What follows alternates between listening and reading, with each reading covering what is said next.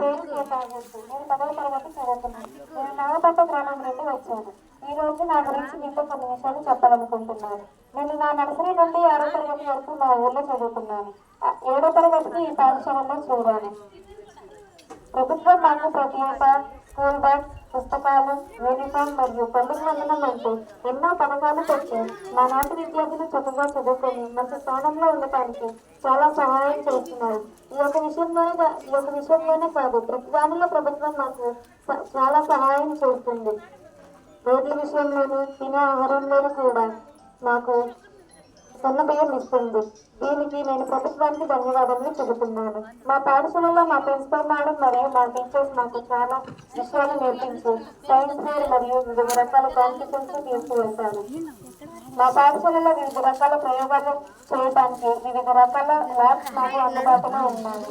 నేను జాయిన్ అయ్యేటప్పటి నుంచి మా టీచర్స్ మాకు చాలా విషయాలు నేర్పించారు. మనం ఎలా ఉండాలి, మనం ఇతరులతో ఎలా మాట్లాడాలని నేర్పించాలి. ఇక మా పాఠశాల గురించి చాలా విషయాలు ఉన్నాయి. ఎంత చెప్పినా నాకు తక్కువగానే ఉన్నది. చివరిగా ఒక మాట చెప్పి నేను ముగిస్తాను. నా తల్లిదండ్రులకు నేను రుణపడి ఉంటాను. వారు లేనిదే నేను లేను. ఎంతో కష్టపడి వారు నన్ను ఇష్టంగా పెంచుతున్నారు. నా తల్లిదండ్రులు నా చదువుకు చాలా ప్రోత్సహిస్తున్నారు.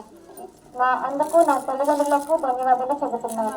ఈ సందర్భంగా నా తల్లిదండ్రులకు మరియు టీచర్స్ ఈ సమావేశానికి విచ్చేసిన అందరికీ ఒక విషయం చెప్పాలనుకుంటున్నాను. 10వ తరగతి పరీక్షల్లో మంచి మార్కులతో బయటకు వెళ్తున్నానని అందరి ముందు చెబుతున్నాను.